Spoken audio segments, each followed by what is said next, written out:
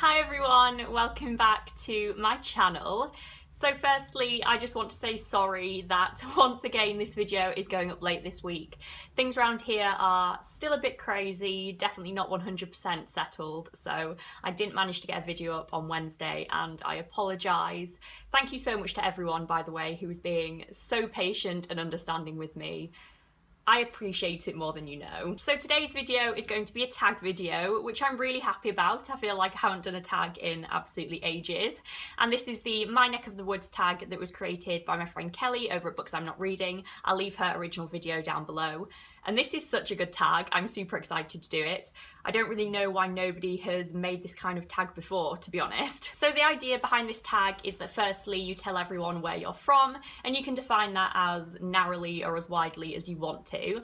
And then you talk about 5 works of literature or authors that are connected to where you're from in whatever way. And then thirdly, you tag more people to do this so that they can talk about where they're from, and we can learn about what literature comes from their neck of the woods. I just think this is such a great idea for a video. It's really nice. I definitely want more people to do it so we can all learn a little bit more about where each other are from. And this video actually also gives me an excuse to talk about something pretty exciting, which I'll get onto later. So I am from the Lake District in England, as it says on my jumper, specifically Kendal, if any of you know the lakes. I was born in Kendal and I was brought up there and I've lived there my whole life up until I went to university in York, and now I live in Leicester with my boyfriend and 2 of our friends. But the Lake District will always be home to me. It's definitely my neck of the woods. I'm really lucky to have been brought up in the Lake District for many reasons, not least because it is the most beautiful place in the world, in my humble opinion. If you've never been to the Lake District, it's right up in the northwest of England and it is extremely mountainous and we have a lot of lakes, obviously.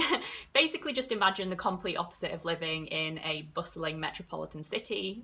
And that's the lakes. I am such a country bumpkin and probably always will be. My mum's house is completely surrounded by fields and hills. It's in the middle of nowhere. And I'm only really beginning to realise how lucky I was to be brought up there since I've moved away from it. Every day I'm realising more and more how beautiful the Lake District is and how a lot of the UK isn't quite that beautiful. A lot of it is quite grey, not green, and flat, like there are no hills. But another really great thing about the Lake District is the amount of really great literature that was born there. So I definitely had my pick of things to talk about in this video. So I couldn't very well do this video without talking about William Wordsworth, could I? So perhaps the most famous writer to come from the Lake District, William Wordsworth, was a romantic poet who was born in the 1700s, and he is buried in Grasmere where his famous family home is, which is called Dove Cottage, and he's a big deal at home. So in the lakes we have the Wordsworth Trust, and his home, Dove Cottage, is open for the public to look around, and basically everyone just adores him. I mean, he was a pretty big deal. He basically launched the Romantic age in literature along with Coleridge, who is another famous poet who was actually his friend. So speaking of Wordsworth and Coleridge, one of the collections with Wordsworth in it that I've got here with me is Lyrical Ballads, which is a collection of poems by Wordsworth and Coleridge together. And then I also have this one, which is just a big collection of selected poems by Wordsworth. So I really like Wordsworth, don't get me wrong. I think he's fantastic. His poems are really beautiful and quite consumable, and of course focus on nature a lot, and I love all that. I've just heard his poetry a lot. That's all. I really do like him, but I hear it a lot going through school in the lakes. We heard the one, I Wandered Lonely as a Cloud, the one about daffodils, so much. If you were brought up in the Lake District and went to school, then you will know the poem about daffodils. So I think I'll actually read you that poem now because it is the one that stands out to me the most. So here we go. I wandered lonely as a cloud that floats on high over valleys and hills, when all at once I saw a crowd, a host of golden daffodils, beside the lake beneath the trees, fluttering and dancing in the breeze. Continuous as the stars that shine and twinkle on the Milky Way, they stretched in never-ending line along the margin of a bay. 10,000 saw I at a glance, tossing their heads in sprightly dance. The waves beside them danced, but they outdid the sparkling waves in glee. A poet could not be but gay in such a joyous company. I gazed and gazed, but little thought what wealth the show to me had brought. For oft when on my couch I lie, in vacant or in pensive mood, they flash upon that inward eye, which is the bliss of solitude, and then my heart with pleasure fills, and dances with the daffodils. So another extremely well-known and well-loved author who is associated with the lakes is Beatrix Potter. So Beatrix Potter was born in the mid-1800s, but she was actually born in London, but she did spend a lot of time up in the lakes throughout her life, and eventually bought Hilltop Farm, which is in the lakes. And all of the time that she spent in the lakes is what inspired her love of landscapes and nature and animals, and it's what eventually led her to write and illustrate children's books as her career. So once again, the Lake District is absolutely mad for Beatrix Potter. You can't really go far in the lakes without seeing something Beatrix Potter related. We have the Hilltop Farm open for people to go and visit. We have the World of Beatrix Potter and Beatrix Potter galleries, and you can also go and visit tons of other places that inspired her books. So Beatrix Potter's most famous books are the ones that tells the story of Peter Rabbit. So I'm sure you've all heard of Peter Rabbit. He is a little rabbit who lives next to Mr. McGregor's farm and gets into all kinds of trouble and has lots of different adventures. So this book is actually my sister Jade's. It is one in a big box set that she's got of these books. There's about 20 or 30, and each of the books focuses in on a different character who lives in this world and is often friends with Peter Rabbit. So there's ones that focus in on Benjamin Bunny and Jemima Puddle Duck and Mrs. Tiggywinkle. There's a lot. So these are genuinely just the most wonderful stories. I've read these little books over and over again in my childhood, and they are beautiful. I mean, they have the best illustrations in them. They're just so charming. I mean, look at that. So the next author that I'm going to be talking about is more contemporary. She is alive today, and I'm going to be talking about one of her novels in particular, and that is Haweswater by Sarah Hall. So I actually discussed this book quite recently here on my channel. I mentioned it in my 5 historical fiction recommendations video, but I just wanted to talk about it again, and I do think it deserves an appearance in this video. So Sarah Hall is from the Lake District, and her career has just been amazing so far. All of her novels are published by Faber, and she's won a ton of awards and been nominated for a ton of awards. So she won the Lakeland Book of the Year prize at home, but she's also been longlisted for the Orange Prize for Fiction and the Man Booker Prize for Fiction. So she's pretty insane. So Haweswater was Sarah Hall's first novel, and it is set in the very heart of the Lake District in a small town called Mardale in the 1950s. And Mardale is a very small, tight-knit community. It's very set in its ways. And so when a man comes from industrial Manchester with plans to build a reservoir in the town, the community basically just goes into panic and wants to do everything it can to keep the town the way it is. This is just such a charming novel that I want so many more people to read. The setting is obviously beautiful. I know the place really well, so it gives me a really nice nostalgic feel whenever I read it. But also the characters and the plot are just so good. The characters are so charming and believable and touching. The way they are so set in their ways is just spot on. This is a really great, tender story, and I love it. Next, I'm going to talk about a series of books, and that is the Swallows and Amazon series by Arthur Ransom. So this novel and the whole series tells the story of 4 siblings in the 1930s who go up to the Lake District in their summer holidays and spend the whole summer there. So when they're in the Lake District, they just play together and go camping and go swimming in the lakes and go rowing and basically just get up to all kinds of adventures. This is just such a lovely children's book.